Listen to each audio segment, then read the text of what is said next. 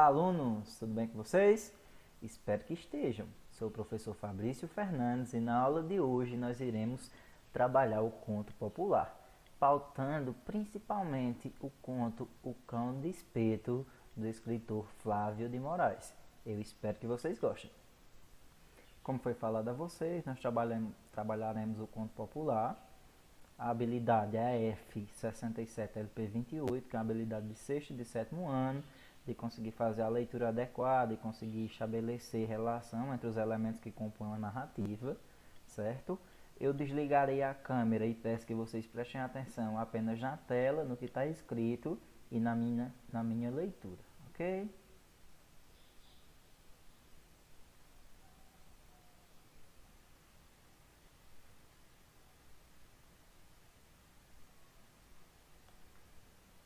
O Cão de Espeto é o título do conto.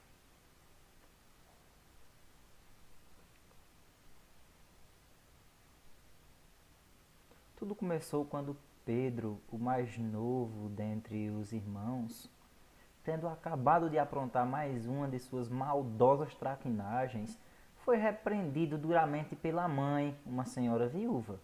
Mais uma vez, porém, Pedro desprezou a repressão e os conselhos, e ainda fazendo um gesto obsceno, a insultou. Deixe-me quieto, mãe, lugar de velha é no cemitério.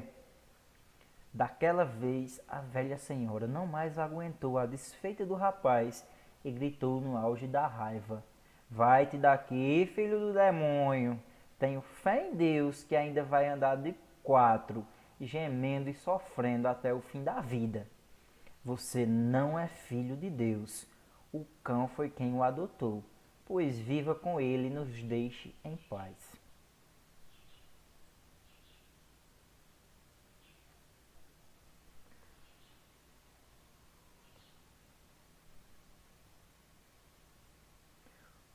Os dias se passaram e o coração materno mais uma vez perdoou ao filho ingrato. O seu coração sim, mas alguma misteriosa força sobrenatural não. As palavras da irada mãe começaram a surtir efeito certa vez, quando Pedro estava pastoreando uma roça de arroz, tentando espantar a pedradas as aves que teimavam em beliscar os pequenos grãos. Era meio-dia. A velha preparou o almoço do caçula e mandou que João, o filho mais velho que chegava de outro roçado, fosse entregar a comida ao irmão. João, a se aproximar da roça de arroz, começou a gritar. Ô Pedro! Oi! Foi o que ouviu. Ô Pedro! Repetiu, estranhando o gemido do irmão. Oi! Respondeu com um gemido ainda mais forte.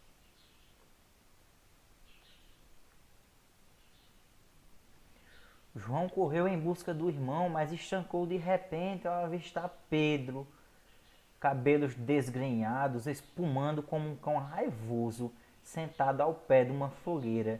Estava a assar uma carne, churrasco suculento, churrasco de si próprio. Assava seus antebraços e arrancava-lhes enormes pedaços com os dentes, mastigando-os com ferocidade. Horrorizado com a cena, João disparou para casa, onde contou à mãe incrédula a visão repugnante que tinha tido. Duvidando, ela ordenou que o filho fosse levar a comida. Vai logo, ele está com fome. Ora, João, depois de grande deu para mentir. E José, o filho do meio, foi. Minutos depois, voltou numa carreira só. Disse branco de pavor. O João está dizendo a verdade. Eu chamei Pedro e ele respondeu com os gemidos mais horríveis do mundo. Fui ver, ele estava sentado, segurando uma perna, com os ossos do braço, mãe. Do cotovelo para baixo está só no osso. Ele estava assando a perna e comendo do joelho para baixo.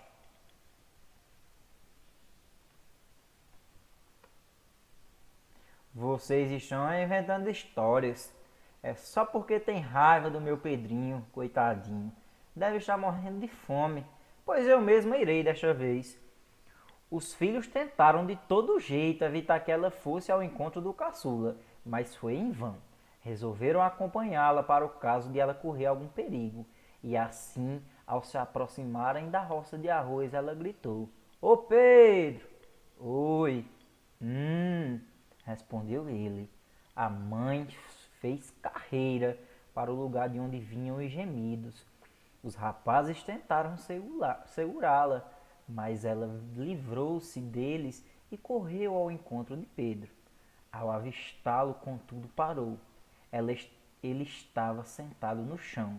Não havia mais carnes dos cotovelos e dos joelhos para baixo, apenas afiados pedaços de ossos. Afiados porque era isso que ele estava fazendo, afiando os ossos da perna e dos antebraços numa pedra. Parou ao sentir a presença da velha, olhou-a com enormes olhos injetados de sangue, pôs-se de quatro no chão e, soltando um gemido, aproximou-se dela, dizendo: Hoje eu como uma boa carne assada. A pobre senhora não esperou e não quis conversa. Correu o máximo que pôde, pedindo a todos os santos do céu. Eles não a ajudarão hoje, gritou a criatura que corria velozmente sobre os cotocos dos membros. A velha, seguida pelos dois filhos, gritava desesperada, vendo a hora ser alcançada pelo monstro. Avistaram enfim um curral onde havia uma cruz fincada no chão, e com um salto transpuseram a cerca. O monstro grunhiu: Desgraçados! Vocês só escaparam porque entraram nesse maldito curral, lugar onde não ponho os ossos. Mas tenho paciência. Tenho toda a eternidade e espero pelo dia de vocês. E afastou-se por uma vereda. Ao se verem livres da criatura, mãe e filho se abraçaram e choraram muito a situação do outro. A mãe lamentava em altos prantos e maldizia a hora em que havia rogado a praga contra o caçula. Assim, profundamente abalados, saíram para a cabana onde moravam. Iam quase sem pisar no chão, de tão rápidos e atentos a qualquer ruído que denunciasse a presença do monstro. Não ficaram mais um dia só naquele local. Partiram à noite mesmo numa carroça, ouvindo ao longe os pavorosos gemidos da criatura. Foram para bem longe, sabendo que naquela região começava um pesadelo cujo fim só Deus sabia. Passaram os meses seguintes orando fervorosamente pela alma do infeliz condenado. Ao mesmo tempo recebia as tristes notícias do lugar. Falavam do monstro e de suas inocentes vítimas esquartejadas e assadas por seus cotocos de braços, das quais se encontravam apenas as ossadas. Daí veio o nome do qual ficou conhecido, Cão de Espeto. Era tido como um demônio que fugira do inferno. Foram muitas as tentativas de exterminá-lo, mas ninguém havia conseguido por fim aquele terrível pesadelo. Foi aí que João, filho mais velho, decidiu acabar com o monstro. Com as bênçãos da mãe, partiu para cumprir a missão, antes que o irmão se tornasse uma ameaça ainda maior ao povo do lugar. Chegando à antiga morada, João convocou os moradores vizinhos e expôs seu plano, obtendo total apoio de todos. Mandou vir da capital dezenas de barris de pólvora e, com um grupo de destemidos caçadores, identificou o covil onde vivia a criatura. Era justamente no lugar denominado a Garganta do Diabo. Para lá se dirigiram. O lugar possuía um aspecto tenebroso. Ficava bem no meio da mata sombria, entre duas enormes pedras que, escoradas uma na outra, formavam um covil do monstro. Enquanto os caçadores montavam guarda lá fora, João entrou na loca. Com uma tocha iluminava tudo. Um forte odor de coisa podre invadiu-lhe as narinas. Por todo lugar se viam ossadas, algumas de animais, outras de seres humanos. Revoltado, João sentiu-se invadido por uma grande vontade de acabar com tudo aquilo. Era a missão da sua vida e não poderia desperdiçar aquela oportunidade. Saiu dali rapidamente. Felizmente o monstro não estava. Ouviam-se ao longe seus gemidos. Despejaram a pólvora ao redor do buraco, enchendo a grota e formando uma espécie de trincheira. cercaram todo o local, disfarçando a seguir os montes negros de pólvora, com galhos de árvores, deixando livre a vereda por onde passava a criatura. Puseram um estopim com umas 100 braças de comprimento e passaram a aguardar a hora certa para atear fogo. Muito demorou. Muito demorou, mas enfim ouviram os gemidos cada vez mais perto. E quando a coisa entrou na grota, puseram fogo no estopim. Era meio-dia em ponto. Os homens se abrigaram atrás das pedras. Minutos depois, o chão foi abalado por uma enorme explosão. Os olhos dos presentes puderam ver uma cena impressionante. No meio do turbilhão de fumaça que subiu, uma bola de fogo surgiu girando sobre si, mesmo numa velocidade tão grande que acabou por formar um redemoinho vermelho e laranja, que rápido como um relâmpago riscou o céu, sumindo no horizonte. Não se sabe onde foi parar. Para uns mergulhou no mar, para outros furou um buraco no chão, socando-se no meio da terra. Outros diziam que ele havia voltado para os quintos dos infernos.